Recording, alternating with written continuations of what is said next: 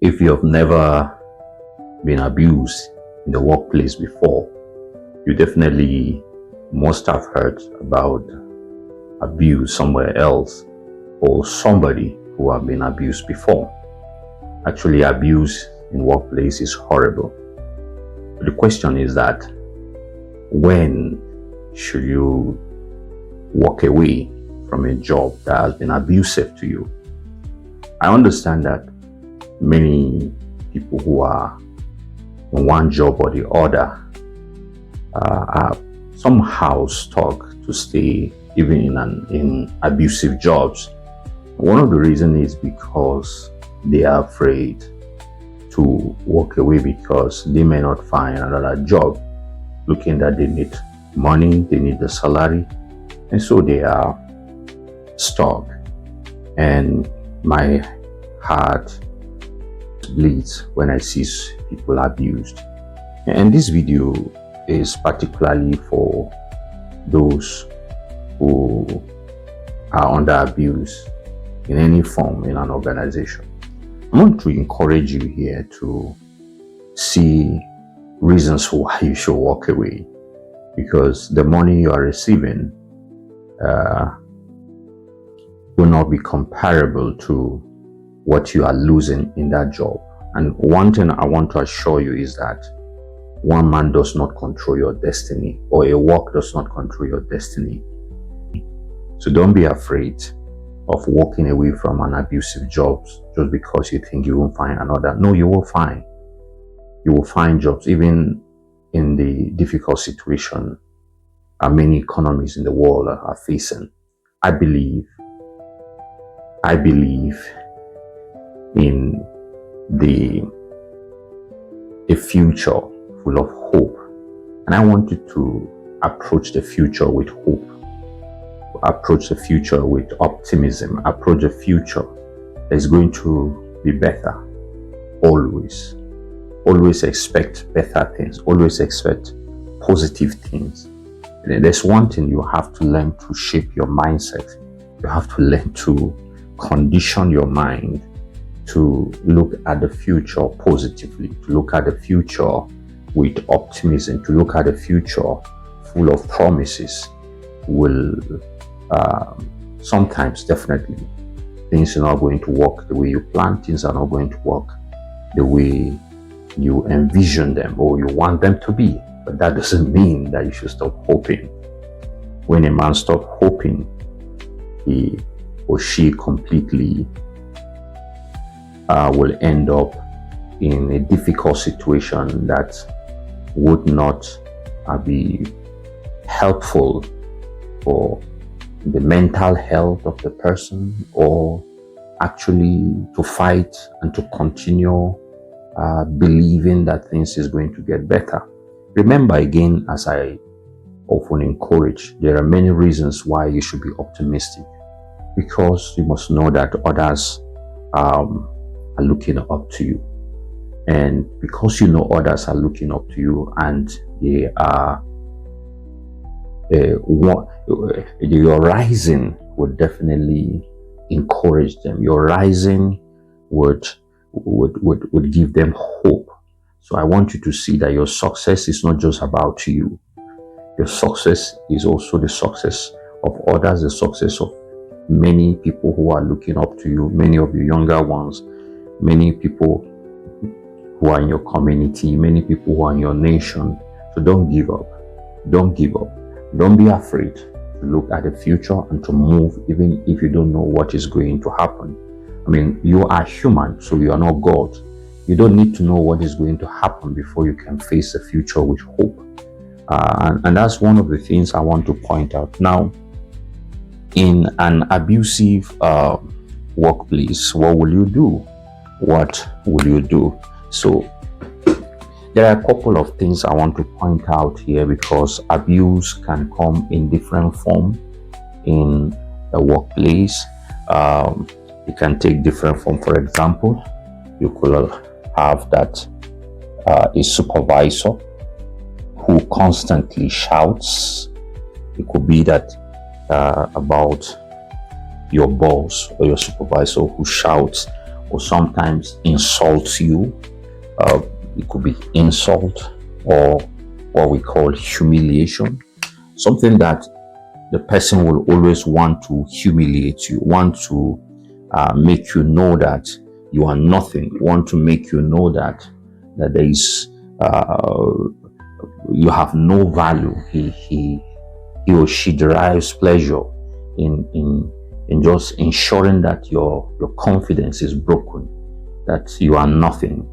When you find that kind of environment is actually a descriptive of a toxic environment, and that's not a good environment for you to be. Sometimes it may not be your supervisor or boss. It could be also co-workers, because sometimes when you get into some organizations or some firms, you will discover that there could be a particular group of people that are dominant, either by ideology or by tribe or by whatever reasons. So you could find those kind of cliques, so or sect in that kind of organization. So you find out that they will gang up and begin to threaten you, and sometimes they could have some certain ideology that they protect each other. So it could be co-workers who threatens, who intimidate, who try to isolate you. And then this is actually also a place where we can say is a toxic environment. This is, we can classify that as an abusive environment. Again, you could also find a place whereby the work culture actually does tolerate harassment, tolerates mockery, tolerates manipulations. What that means is that there's this looseness with discipline. So people harass each other anyhow and nothing is done. I mean, that environment is not a good environment for you to be. And also, or at sometimes extreme cases, you could find physical violence or threats. Physical violence or threats of that, the physical violence of it. These are on extreme cases. Whichever one, if you are in an environment that is full of any of these things I've talked about, that's quite a toxic environment. You really need to consider moving away. And why do you need to consider moving away? Because it's not normal. That's not a normal environment. So all these things I've mentioned they are not normal. They are actually not normal, not acceptable.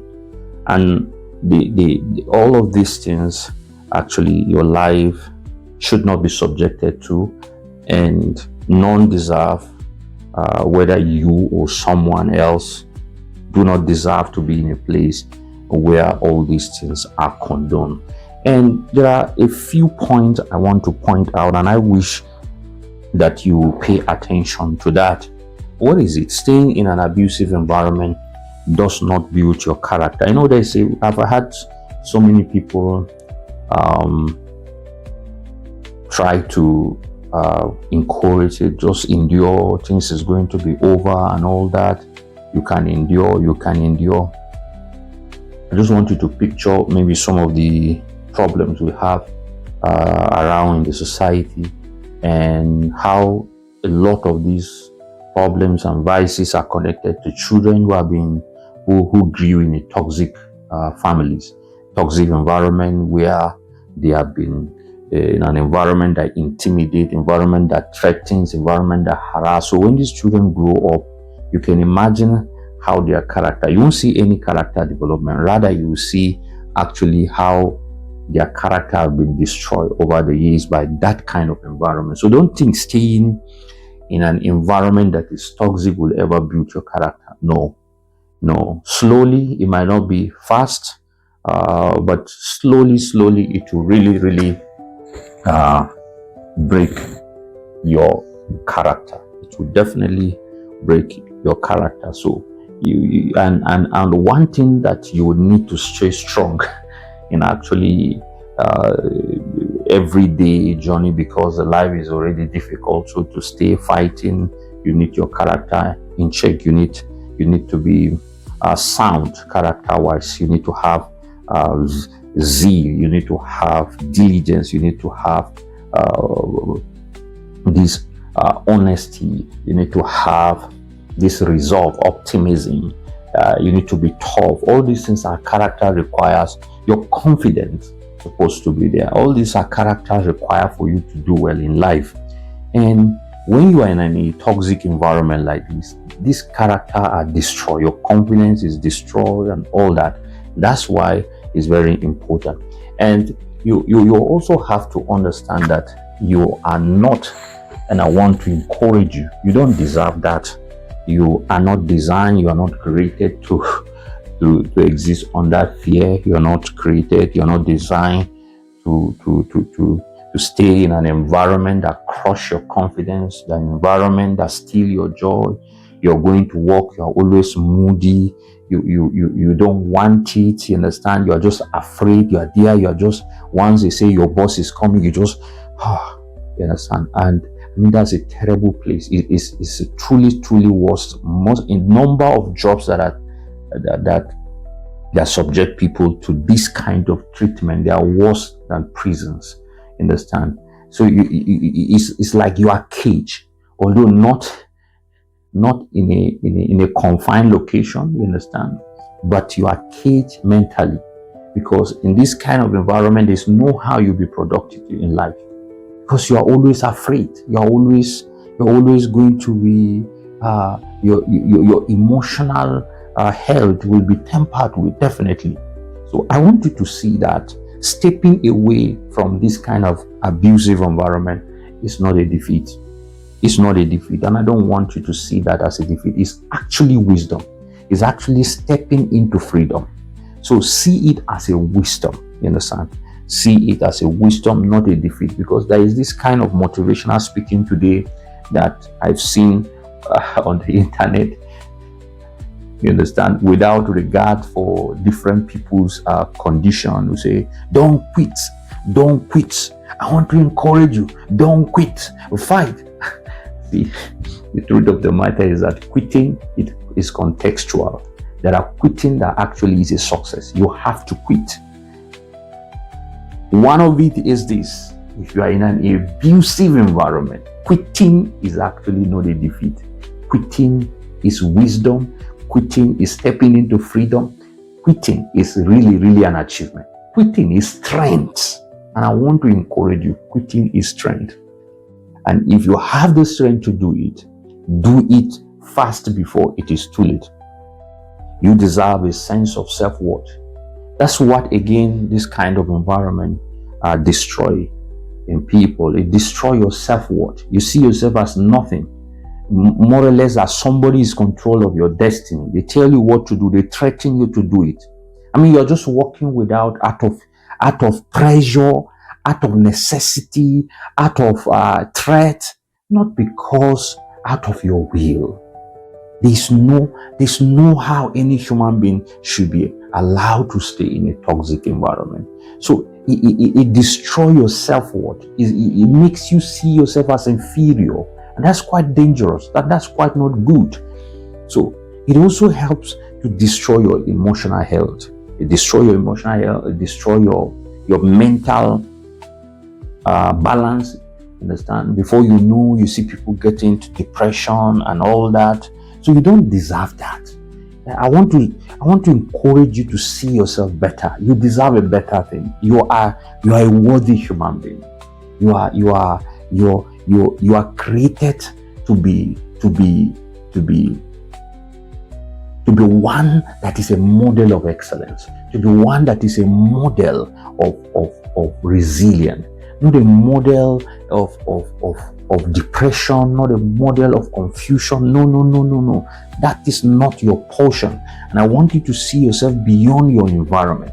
And I want you to see that a place does not actually owns your future and doesn't own your life. Sometimes I understand that sometimes life can be difficult and you just feel that the only way out is just to stay there because of the money.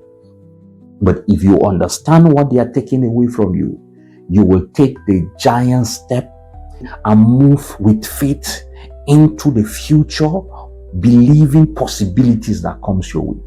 Definitely. And I want you to know that opportunities await you. So when you liberate yourself, you are actually opening doors onto other possibilities that you deserve. And I just want you to understand that you deserve respect. You deserve to grow. You can't grow in this kind of environment.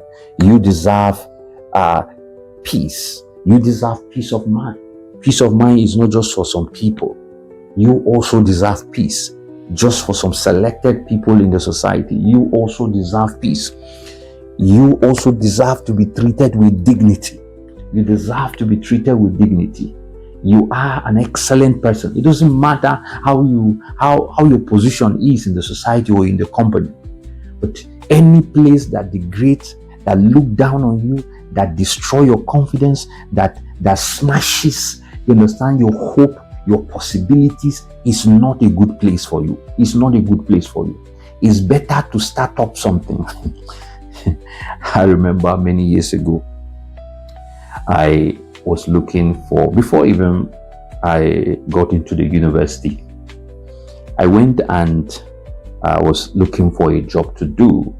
And then I saw this advertisement close to a bakery that they are looking for somebody who will help in the bakery. So I got inside, and then the boss was not there. So immediately, because they needed someone to help or to do work, they just said, no problem, you can just start the work. So before the boss came, it was evening, and I worked my life out. I worked. They will not want you to just stop. No, just continue, don't continue. We need to finish this. We need to have this quarter. We need to do this. But the way they talk to you, they shout, they do this. And I was working, but I was thinking, how much is even this salary? Because, when you are desperate sometimes, you just jump into the work. I did not ask. We never negotiated. They said the boss is coming. I just started the work. And that's actually the reality of so many people, because we are desperate to do something. We just jump into it and we are hoping for it. And these people take advantage of our desperation. And when the boss came, and then he told me the amount that they'll pay me, I was just wondering, how much is this amount? In my head at that moment, I was just calculating, what will this thing do a day? And then the real thing came in. Then the boss said, sometimes we might not finish what we're supposed to do. You will need to sleep here. So that means my job has no time. That means I will continue to work like a donkey until they finish. And the truth of the matter is that they decide whether the work is going to be much or not. So I will sleep there. And then they are expecting me to wake up very early in the morning the next day by 7 to start working again. What sort of life is that? No. When I saw that, I just say, okay, we finish for the day. In the evening, as I was going out of that bakery, even though I didn't collect even the money for that day that I worked, I said, I will never return to this place. I was desperate. But I don't know what lies in the future also. But I just decided I'm not returning this, and I'm not returning to this place. The environment is toxic. If I stay in that place for just 1 month, I don't think anyone will recognize me, because every strength in me would have been squeezed out.